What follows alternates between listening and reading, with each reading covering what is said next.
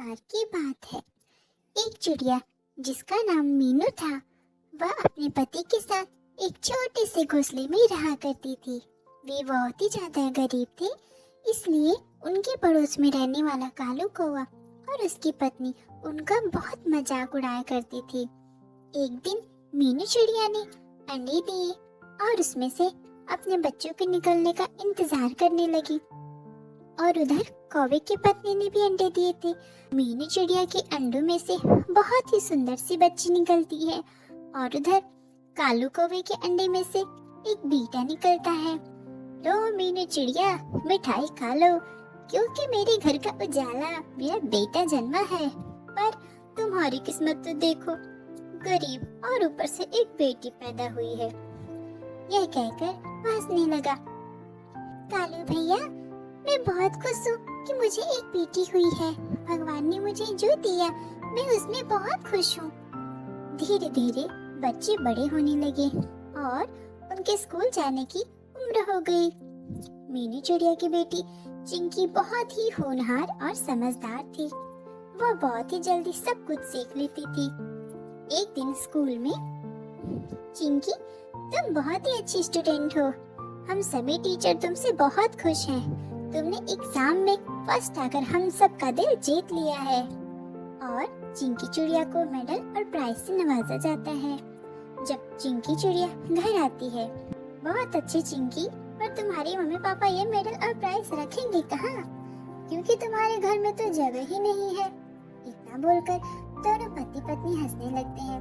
वहीं कालू का बेटा स्कूल का बहाना बनाकर दोस्तों के साथ पार्टी करता और अपना समय बर्बाद करता था। हमारी बेटी ने तो स्कूल की पढ़ाई पूरी कर ली है, अब उसकी कॉलेज की फीस हम कैसे दे पाएंगे?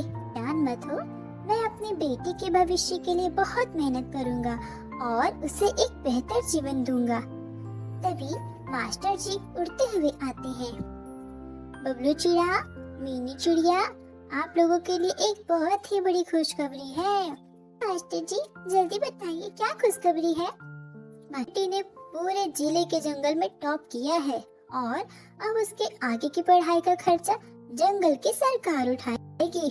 अब उनकी को बस पढ़ना है। तब देख कालू, उसकी पत्नी दोनों जल भुन रहे थे। तू भी तो पढ़ता है, पर इस तरह से अच्छे नंबर क्यों नहीं लाता? हम तो तुझे अच्छे और महंगे स्कूल में भी पढ़ा रहे हैं। पर उनका बेटा उनकी बातों पर ध्यान नहीं देता और अपने लफंगे दोस्तों के साथ एंजॉय करने के लिए निकल पड़ता है। उनकी पढ़ लिख कर एक बहुत ही बड़ी डॉक्टर बन जाती है और उसने एक बड़ा सा क्लिनिक जंगल में ही खोल लिया था। कालू कौवे के बेटे ने अपना घर जुए में दांव पर लगा दिया और हार गया, जिससे उसके दोस्तों ने कालू और उसकी पत्नी को उनके घर से बाहर फेंक दिया। कालू कौवा बेहोश हो जाता है।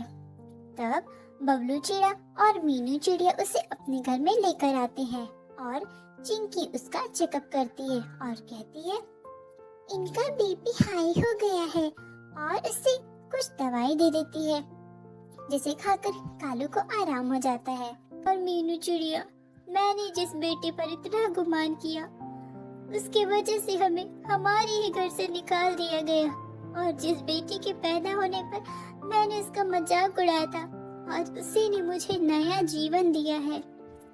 कोई बात नहीं है कालू भैया, गलतियां सभी से होती है। समझदारी इसी में है कि हर गलती में से हम कुछ ना कुछ सीखें। तो दोस्तों, हमें इस कहानी से यह सीख मिलती है कि हमें बेटा या बेटी में भेद नहीं करना चाहिए, क्योंकि बेटियां बेटों से कम नहीं होती हैं। ऐसे ही और वीडियोस पाने के लिए हमारे चैनल को सब्सक्राइब करें और हाँ, बेल आइकन को दबाना ना भूलें, जिससे अगली आने वाली वीडियोस की नोटिफिकेशन आप तक सबसे पहले पहुंचे। Thanks for watching.